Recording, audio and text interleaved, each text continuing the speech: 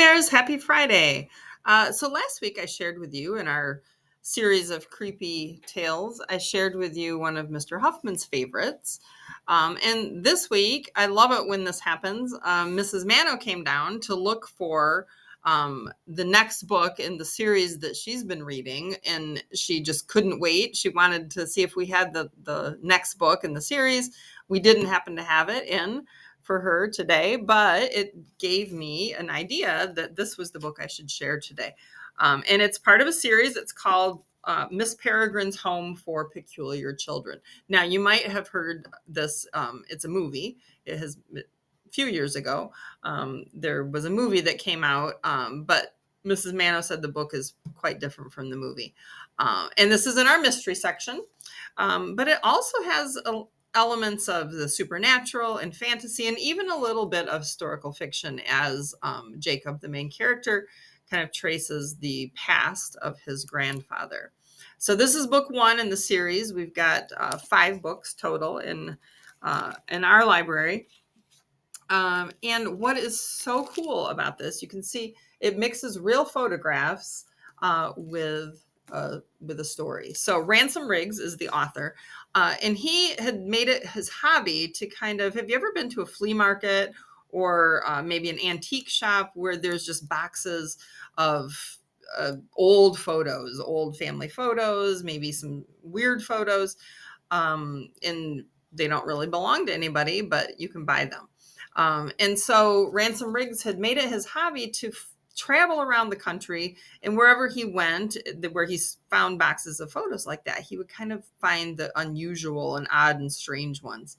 And what he's done from that collection of really odd and strange photos from the past is to kind of create this series of stories around these pictures.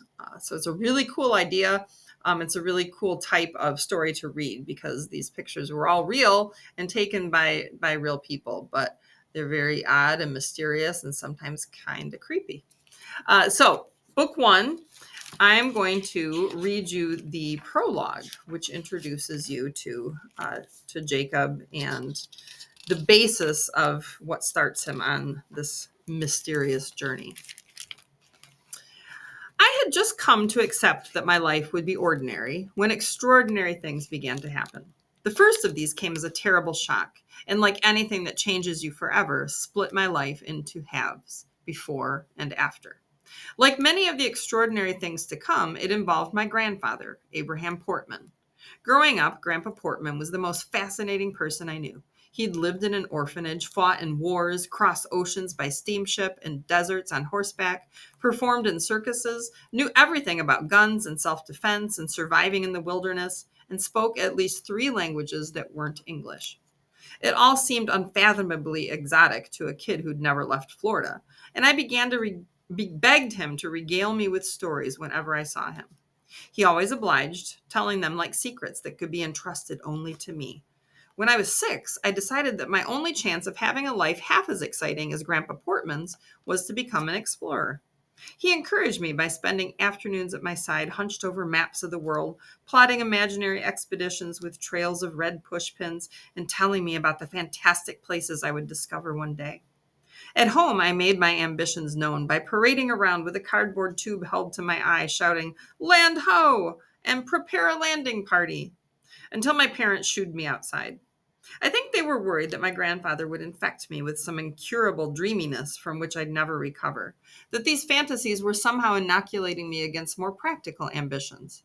So one day my mother sat me down and explained that I couldn't become an explorer because everything in the world had already been discovered. I'd been born in the wrong century, and I felt cheated. I felt even more cheated when I realized that most of Grandpa Portman's best stories couldn't possibly be true.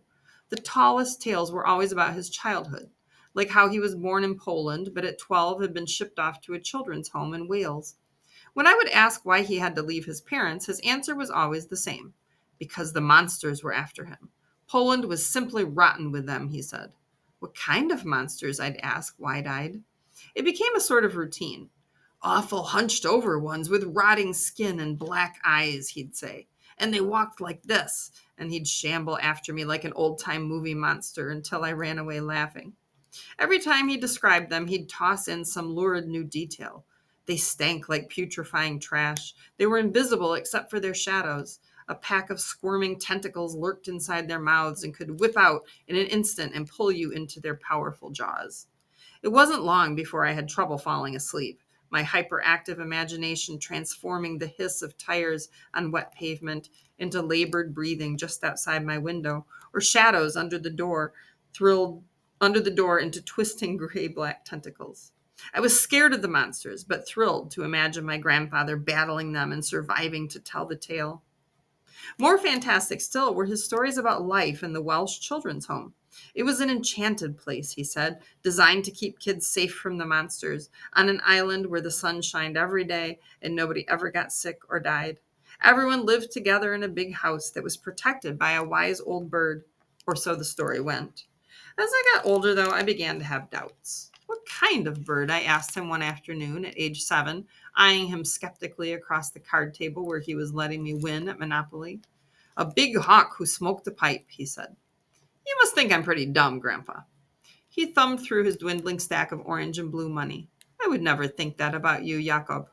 I knew I'd offended him because the Polish accent he could never quite shake had come out of hiding, so that would became wood and think became sink. Feeling guilty, I decided to give him the benefit of the doubt. But why did the monsters want to hurt you? I asked. Because we weren't like other people. We were peculiar. Peculiar how? Oh, all sorts of ways, he said. There was a girl who could fly, a boy who had bees living inside him, a brother and sister who could lift boulders over their heads.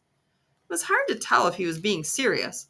Then again, my grandfather was not known as a teller of jokes. He frowned, reading the doubt on my face. Fine, you don't have to take my word for it, he said. I got pictures.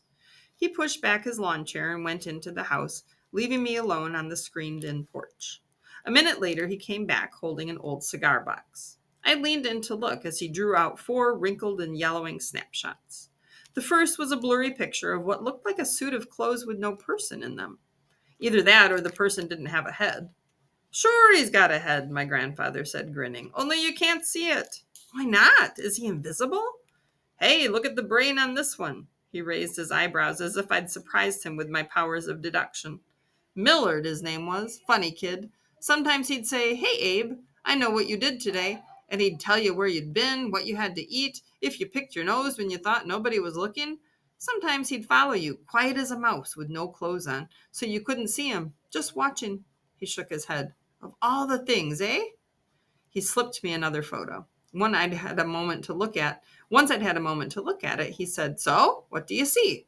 A little girl? And? She's wearing a crown. He tapped the bottom of the picture. What about her feet? I held the snapshot closer. The girl's feet weren't touching the ground, but she wasn't jumping. She seemed to be floating in the air. My jaw fell open. She's flying. Close, my grandfather said. She's levitating.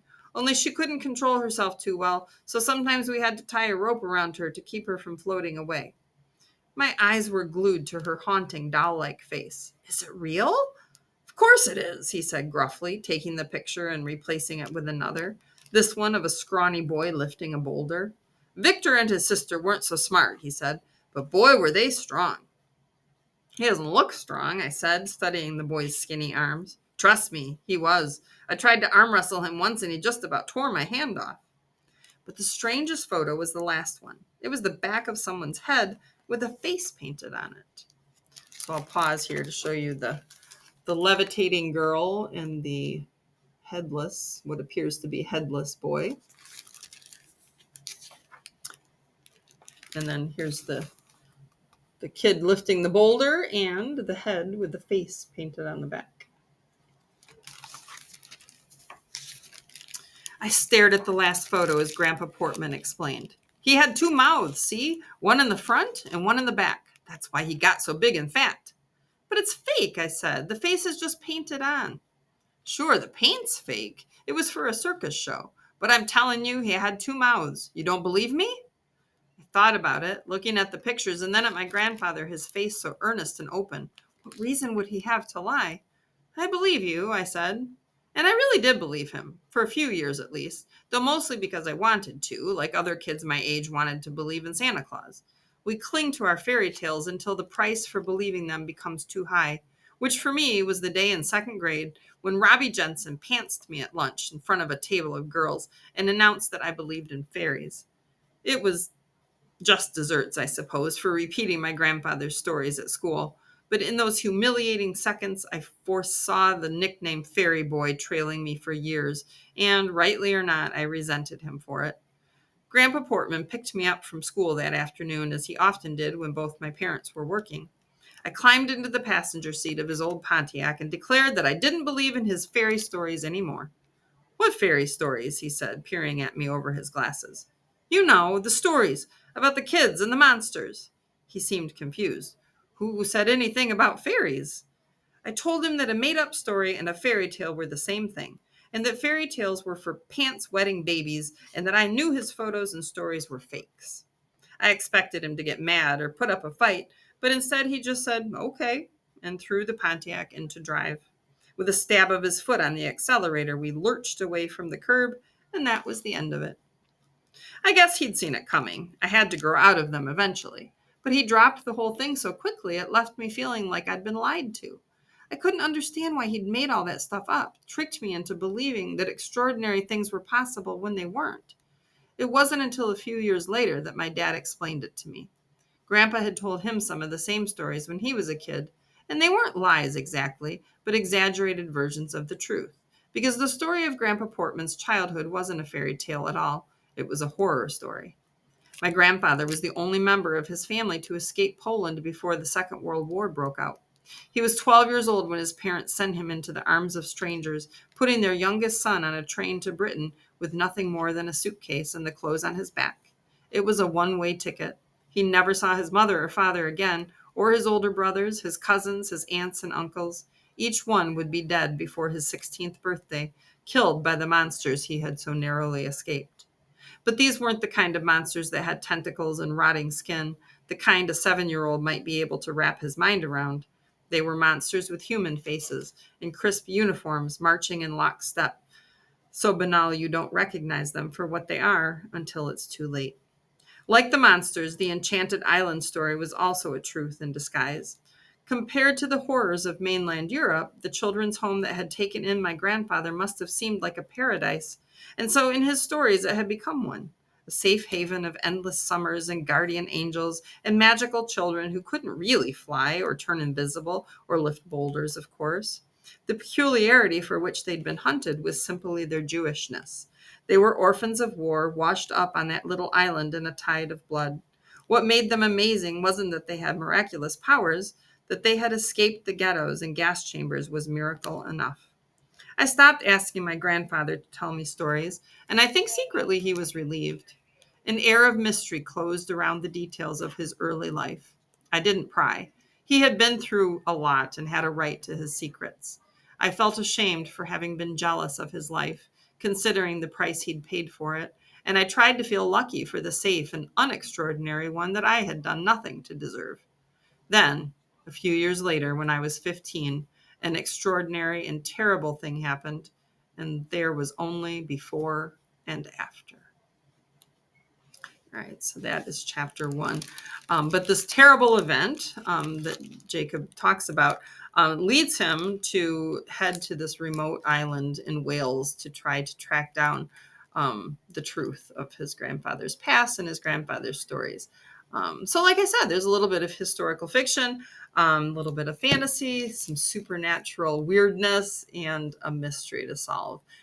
So check this out. It'll be on our First Chapter Friday shelf in the library, and there are 4 more books after this one if you want to continue Jacob's story, which continues through all 5 books. So have a great weekend, and we'll see you next week. Bye-bye.